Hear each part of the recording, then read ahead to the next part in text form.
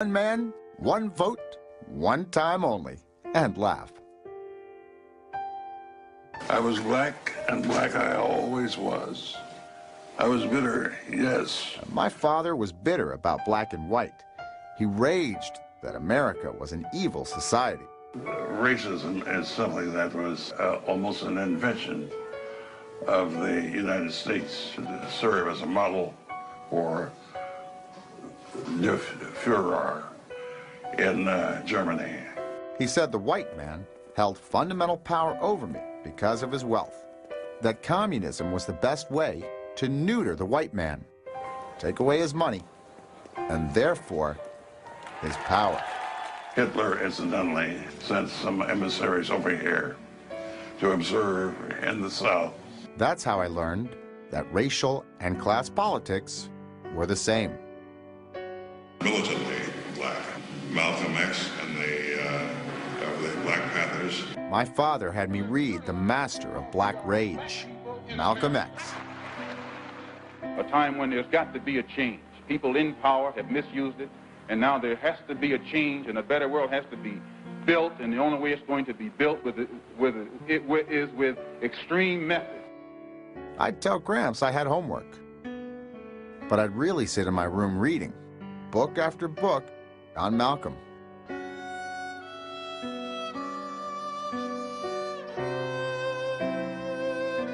My world became permanently altered by Frank Marshall Davis as I came to see the world through his eyes. This personal transformation led to an identity crisis. I'd been robbed of my birthright. The African name I was given, Barack Hussein Obama II, wasn't me. Rightfully, I was Frank Marshall Davis, Jr., son of the great communist writer and poet. I told my father I wanted to change my name, but he said, white folks are more accepting of Africans than they are of American Negroes. You'll get a lot further with, my daddy's from Kenya. This was hard to understand. Growing up in multiracial Hawaii and at Punahou School, I'd never experienced racism, ever. Eventually, I came to embrace the myth. Frank Marshall Davis was the ideological father of all that would become of my thinking, my plans, and politics. That's all that mattered.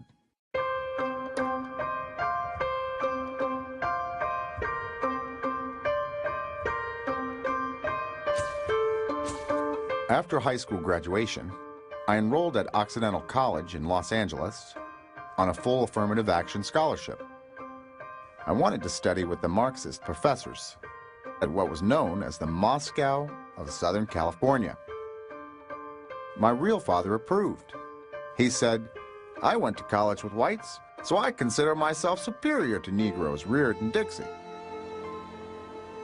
I arrived at Occidental as a committed revolutionary Marxist. I chose my friends carefully. Maoists, Leninists, Trotskyites, and the Marxist professors. They understood me when I spoke of a coming revolution, where the working class would overthrow the ruling class. I became involved with Students for Economic Democracy. I joined their anti-apartheid marches, put up flyers, and contacted former Black Panthers to speak on campus. But it was all mild-mannered to me.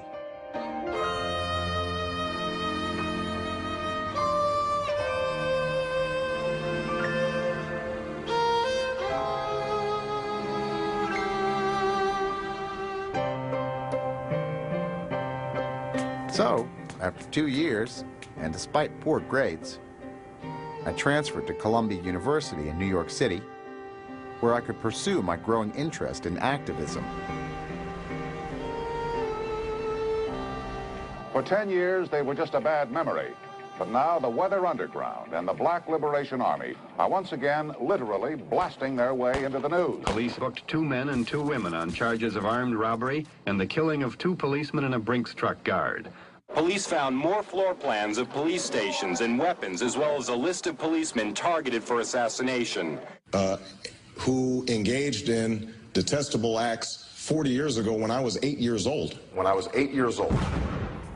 The Weather Underground bombing campaign started when I was 8 years old, but it continued well into my 20s. Another raid turned up plans for a widespread campaign of terrorism in the United States.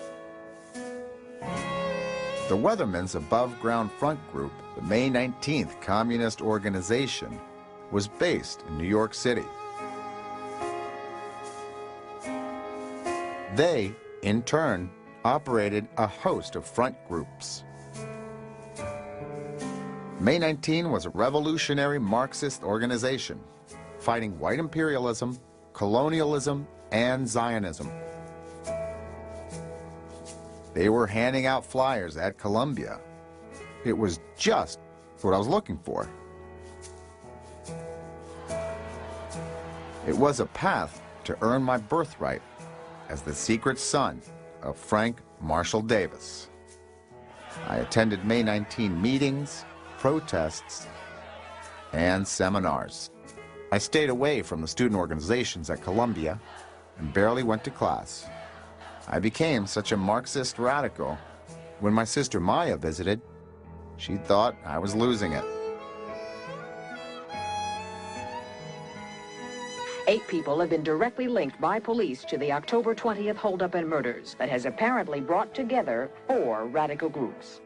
Many of these people I know who are now defendants in the Brinks case, I can't allow them to make me talk about my friends. When Bernadine Dorn was jailed for refusing to testify about the Brinks robbery, her husband, weatherman Bill Ayers, came to rally support at a May 19 event on Union Street that I attended. Afterwards, I struck up a conversation with Bill. We walked toward his apartment on 123rd Street. It was like meeting the Beatles. The Weathermen were not anti-war protesters. We will build a revolutionary youth movement capable of actively engaging in the war against the imperialists. They put revolutionary Marxism into practice, something I had only studied in theory. A bomb went off at the State Department early today, and the Weather Underground claims responsibility. I'm not committed to nonviolence in any way. Guard your planes, guard your colleges, guard your banks, guard your children, guard your doors. I told Bill I'd seen him and Bernadine on TV when they surrendered and left the underground. Resistance by every means necessary is happening and will continue to happen within the United States as well as around the world, and I remain committed to the struggle ahead. Bill said his father was Thomas Ayers, the CEO of Commonwealth Edison and one of the most powerful political brokers in Chicago. He said his dad had promised to help Chicago's Attorney General, Richard Daley Jr., become mayor one day if he dropped the riot charges.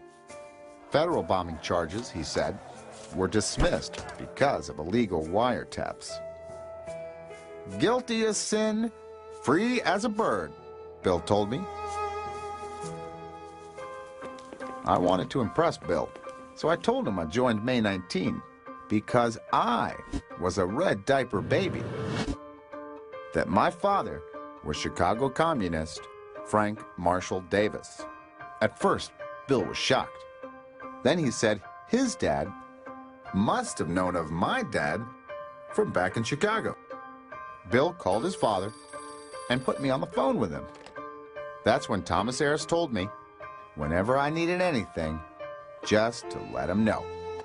This is a guy who lives in my neighborhood, who's a professor of English in Chicago, who I know, and that was the beginning of my 30-year relationship with Bill Ayers and his family.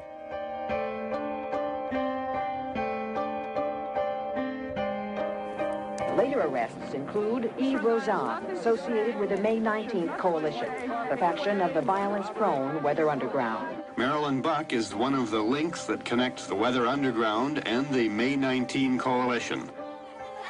Bill said May 19 had been taken over by lesbians who were out to prove their manliness by bombing and shooting up everything in sight. And they would all end up in jail.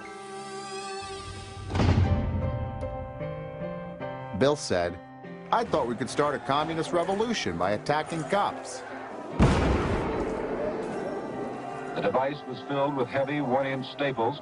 The staple pierced the skull of one policeman. In San Francisco, Police Sergeant Brian McDonald died today. Bill said, "But my pipe bombs were pipe dreams. It's impossible to overthrow the government from the outside. That's why I'm shifting to academic indoctrination to overthrow the system from within." So with that advice, I dedicated myself to courses with radical professors at Columbia. I studied political Islam with Edward Said, known as the Professor of Terror because of his relationship with the PLO. The Israeli view has, I think, had a kind of hegemony, has prevailed to a fantastic degree. Another professor was Marxist Richard Cloward. He had authored The Crisis Strategy, which advocated overwhelming the welfare rolls with minorities to collapse capitalism. This model of economic sabotage had bankrupted the city of New York in the 70s. I thought it was brilliant.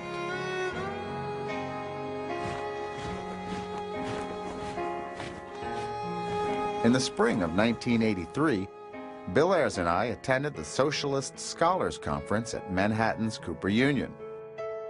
They emphasized community organizing as a political strategy. They argued the Democratic Party could be turned sharply leftward by polarizing the population along class lines, forcing Democrats to embrace socialism as their natural ideology. Change won't come from the top, they lectured. Change will come from a mobilized grassroots. The strategy was simple. Inflame the lower and working classes against American corporations. I thought it was a skillful adaptation of Marxist principles to modern American realities.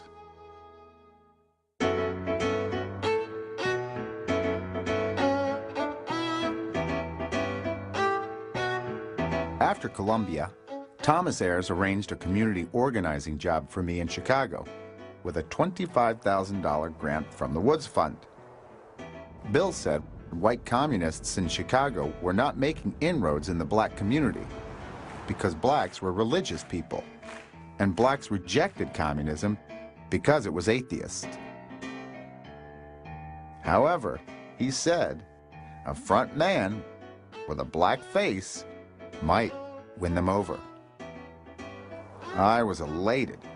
My real father, Frank Marshall Davis, had gone from Chicago to Hawaii to organize. Now, I could do the same in reverse. Maybe I could succeed where my father, and even Bill, had failed. The weatherman is nothing but child's play, it's folly, and they call it revolution. We think these people may be sincere, but they're misguided, they're muddleheads, and they're scatterbrained.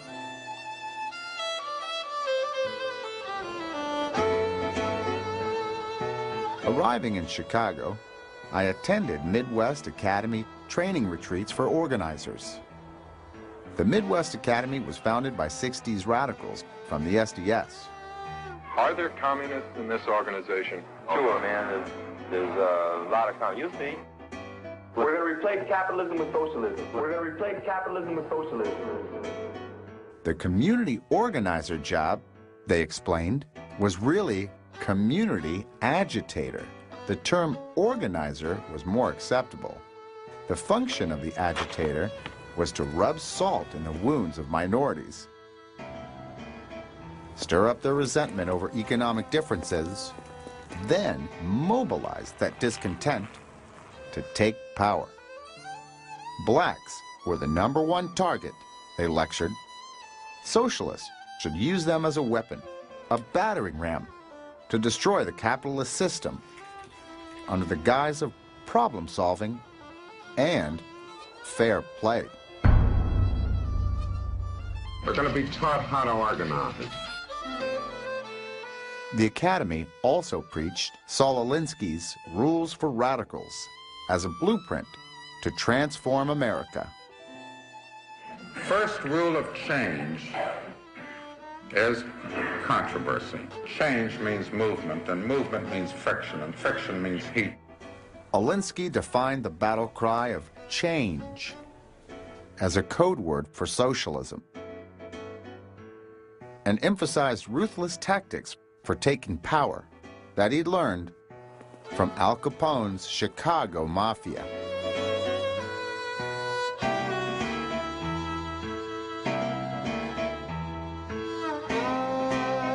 It was the best education I ever had.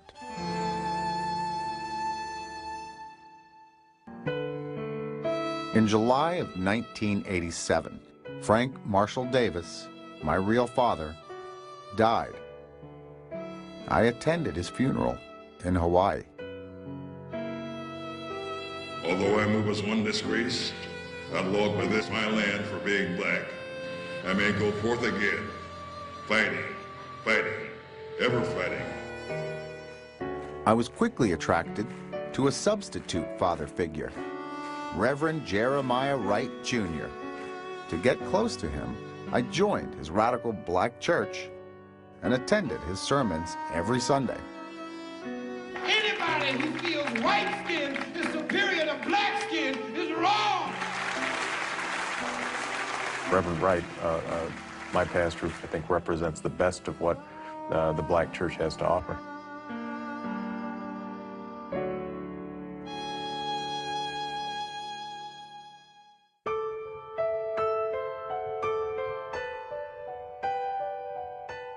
Blacks, whites, Hispanics, Jews, Gentiles.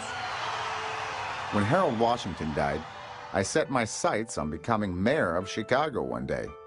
However, Bill Ayers told me elected officials had something I didn't, a law degree, and that Harvard Law was the ticket. I loved the idea, but Harvard acceptance seemed impossible. I had graduated from Columbia without honors in political science, a relatively easy major. Bill said Don Warden, the former Black Panther, could help. He and Bill had hidden out together from the FBI after the Weathermen had bombed the Park Police Station. They told you that Jesus was white. They told you that the Jews were white. White American, that's the New World Order. That's why they hate Islam. Warden, now Khalid al-Mansour, was a radical Islamist and advisor to Saudi billionaire Prince Al-Walid bin Talal, a Harvard donor. He also knew Malcolm X's attorney. I was introduced to him by a friend who was raising money for him. The friend's name is Dr. Khalid al-Mansour. He told me about Obama, and I wrote a letter in support of him. I told Reverend Wright I was applying to Harvard so I could run for mayor of Chicago one day. But he said South Side blacks would still consider me to be an outsider because of my white mother and Hawaiian background. He advised, take a roots trip to Africa, to Kenya, just like Malcolm X. When you return, the name Obama will carry an entire story, a history bigger than reality. So I went. The impoverished Kenyan Obamas didn't seem to care that I looked absolutely nothing like them.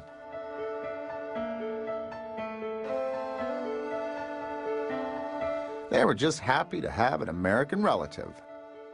Amazingly, by some combination of Bill Ayers, Khalid al-Mansour, and maybe more affirmative action, I was accepted into Harvard Law School. For a lot of kids The doors that have been open to me aren't open to them. For years, editors of the prestigious Harvard Law Review were chosen on the basis of grades. However, the position was now subject to race considerations. I saw an opportunity. If I could become the first black president of the Law Review, the publicity might be enough to launch a political career. Even if I never wrote a word. To get elected, I used techniques I'd learned at the Midwest Academy. I just listened to others, never revealing my positions, and change the standards of what legal writing is about. They read into me what they wanted, and it worked.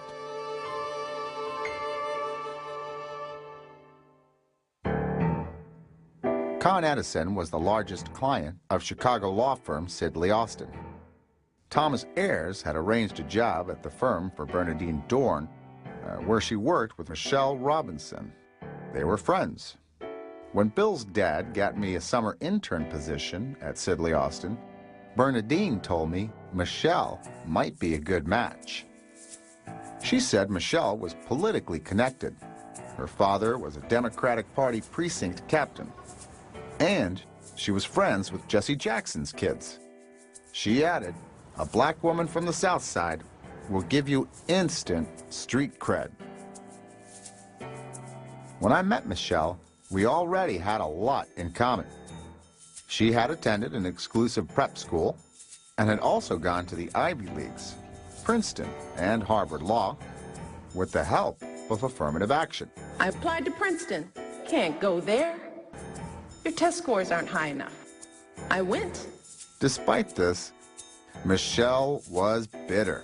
She wrote in her Princeton thesis, "Further assimilation into a white cultural and social structure will only allow me to remain on the periphery of society, never becoming a full participant." I was bitter, yes.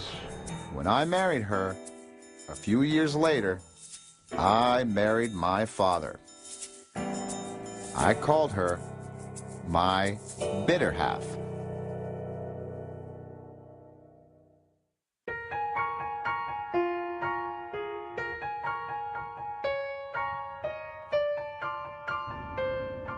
After law school, I returned to Chicago where Bill and Bernadine were employed in the halls of academia. I began a 20-year partnership with Acorn when I took a job as director of Project Vote, their voter mobilization arm. Wake it up, cause I'm here to tell you about a simple little concept that I shouldn't have to tell you. It's all about voting and the juice it can bring, so get up and get out, cause it's a power thing. I used Black Panther-style posters with the word power and a big X for Malcolm X. I registered 150,000 blacks. I sure wasn't trying to register white folks. Though Project Vote was funded by taxpayers as nonpartisan, it was clear 95% would vote Democrat.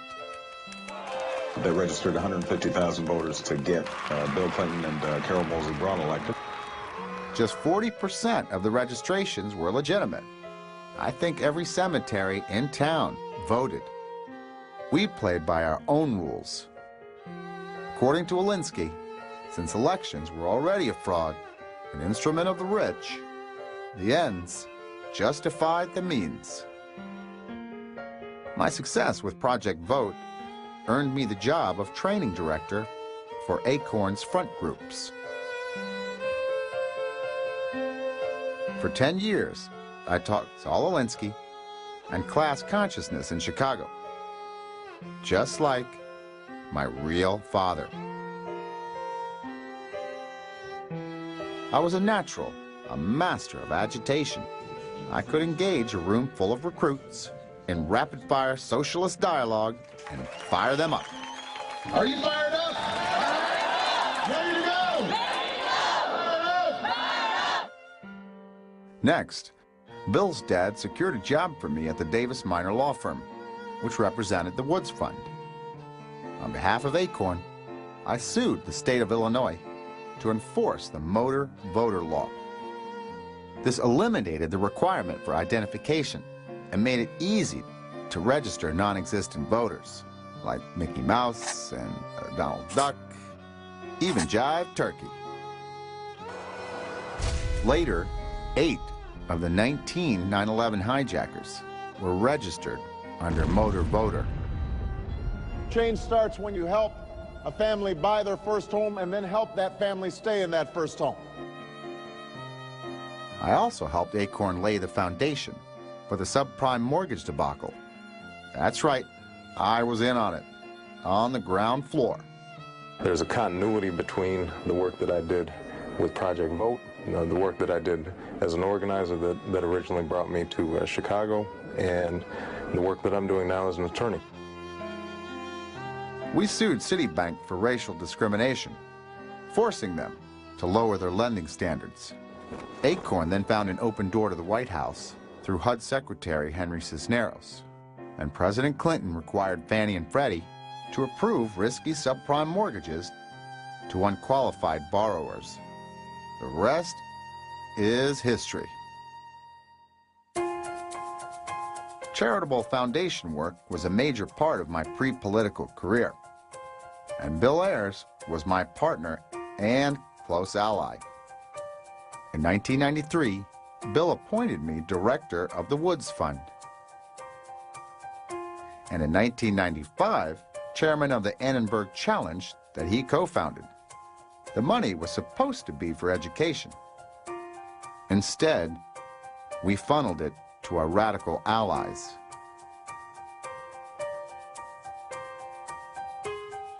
Next, Vernon Jarrett, a colleague of my real father from the Chicago Star, helped me place Michelle in the mayor's office, where his daughter-in-law, Valerie Jarrett, was working for Mayor Richard Daley. Soon enough, Michelle and Valerie were running an ACORN front group, Public Allies.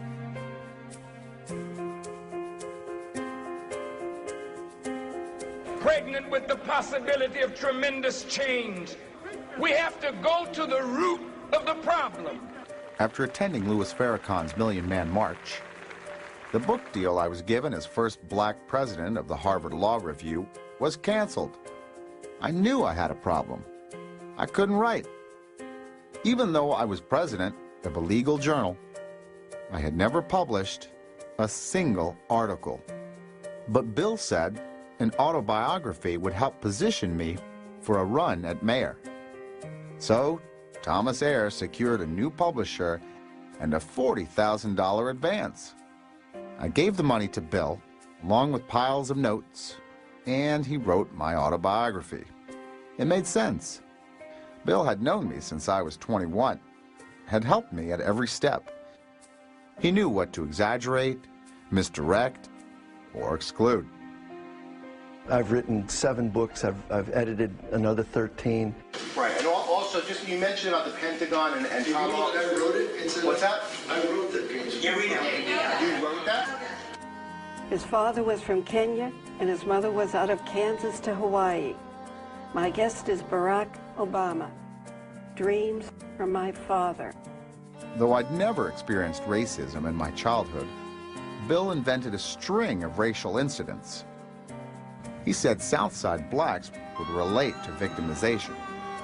Bill bragged, "When I'm done, you'll be just another brother from the hood." I identify with these young men because they don't have fathers either. He even changed my teenage identity crisis over my Kenyan name to a crisis of black and white.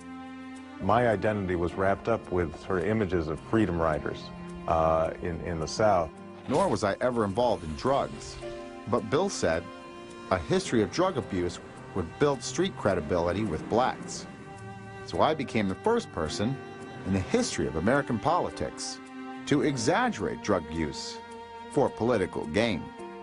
Finally, Bill named the book Dreams from My Father and spent 130 pages on my roots trip to Kenya to further obscure my real father's identity. In turn, I endorsed Bill's book, Blaming American Society for Criminal Behavior. In Marxist theory, law is an instrument of the rich to oppress the poor. So breaking the law is an act We will escalate our attack of resistance. The revolutionary movement to begin to fight.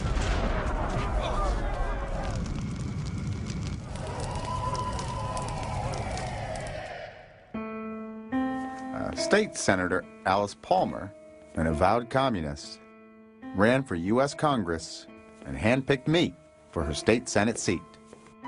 Bill and Bernadine launched my political career with a coming out party at their house. However, Alice lost in the primary and ran for her old seat again. I knew from Project Vote that most voter registrations on the South Side were fraudulent. So, I challenged the signatures, and Alice was disqualified. Though I ran as a Democrat,